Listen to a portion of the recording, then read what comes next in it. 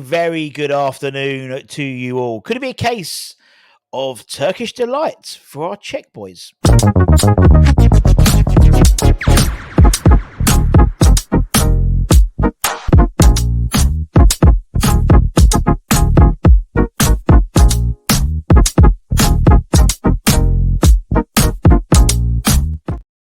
Well, a very good lunchtime to you all. Hope your week is starting well. Last week was a busy week. We said it was going to be a busy week.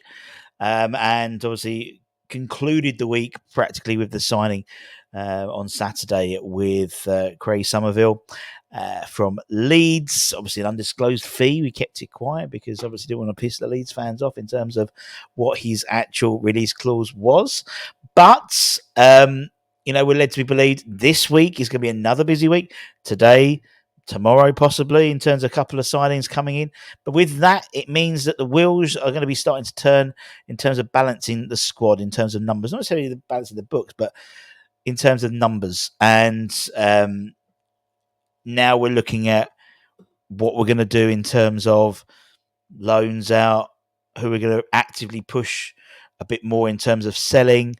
I imagine you'll see a lot of some of the youth team players go out on loan, and those will be confirmed after Lopetegui has looked at who he wants to play with, so to speak, this season, and who needs to develop and stuff like that. But you have seen the thumbnail.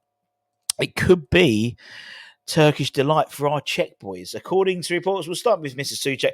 According to a claim in the Turkish media, Fenerbahce could be looking to sign West Ham midfielder Thomas Soucek this summer.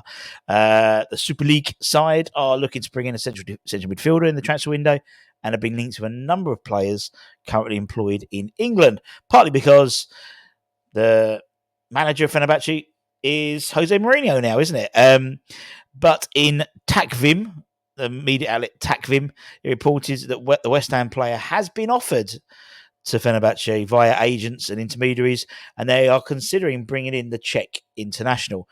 With the expected arrival of Guido Rodriguez at West Ham in the next 24, 48 hours, we know that Soucek's chances are limited next season and may well have to move on to get regular game time.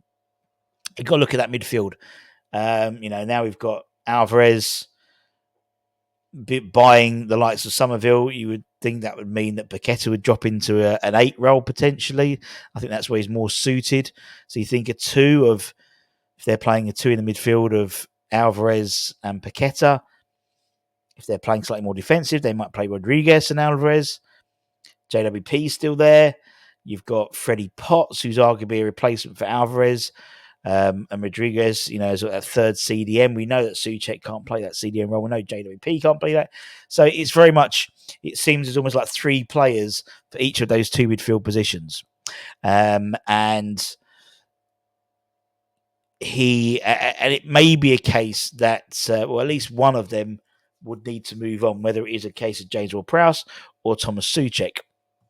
Now, the Turkish media claim the final decision on signing Soucek will come down to Mourinho, and apparently Soucek is the kind of midfielder he wants to add to his squad. You remember when, obviously, David Moyes came in, and the first thing he wanted was someone who ran, having West Ham being at the bottom of the running stats, or under Pellegrini, and Soucek came in. He made 52 appearances last season for West Ham, scoring 10 goals. A great, and it was a really good season for him in terms of goals, the goal return. He's played over 200 times for West Ham, scored 32 goals across his sort of, has he 1, 2, 3, 4.5 seasons? He joined in January 2019, 20 season, and went on to score 3 goals in 12. The following season, played 40 games, or 41 games, and scored 10 goals. And obviously last year, played 52 appearances and 10 goals. No number on how much he would be worth. But obviously he recently signed a new deal, which basically gave him another 4-year deal, which put him up to 90k a week, approximately, according to reports. And his contract runs until 2027. So West Ham do have the cards stacked in our favour, albeit we know that we're going to have a surplus of midfielders in the club, and it's particularly with no Europe as well. The ability for JWP, Soucek to get more game time, particularly with the impending signing of Guedo Rodriguez, and the impressive pre-season of Freddie Potts as well. You would think that one of them would be moved on. And also, we're speaking in the same realm in terms of the Czech Republic and our Czech boys and Turkey. A rumour that still hasn't gone away yet is Galatasaray's interest in Vladimir Coufal. Now, this sort of is like a bit like a love triangle. Originally, when we were first looking at Aaron Wan-Bissaka, Galatasaray were also interested in signing the 26-year-old England international. And so when they then found out that he was quoted around £15 million, then they very quickly went, we've only got £8 million, and that reignited the move for this man. For this man, apparently Vladimir Coufal. He signed West Ham triggered a 1-year contract extension to him in the summer, which apparently made him unhappy, having seen the likes of Jared Bowen sign a 7-year deal, the likes of Tommy Soucek signing a longer deal. He thought that he should have a longer contract than just a 1-year extension. It's well within West Ham's rights to offer just a 1-year deal. The 31-year-old Czech international has been a stalwart since signing for West Ham, making 155 appearances since signing from Slavia Prague. But it does seem that maybe we could cash in. Now, this is dependent on a number of factors. I wouldn't want to end up a case that we are light in a position we're already very light in terms of right back. We have seen Gideon Kadoa being utilised at right back. We are obviously expecting or assuming that Aaron Wan-Bissaka comes into the club. If he does come into the club, then I think then you would see Coufal move on to potentially to Galatasaray. Obviously, they won the Super League last year, didn't they? I believe so. Obviously, we were heavily linked with the likes of Wilfried Zaha, who plays for Galatasaray, Davison Sanchez. We've been linked with him as well. So, it'll be very interesting to see what happens. Obviously, famously, he hasn't scored a goal for West Ham, but neither did Thomas Soucek, Thomas Repka, rather, who was obviously one of our Czech Republic right backs at the time. I think he played a similar number of games, actually. He was Hammer of the Year in 2021 as well.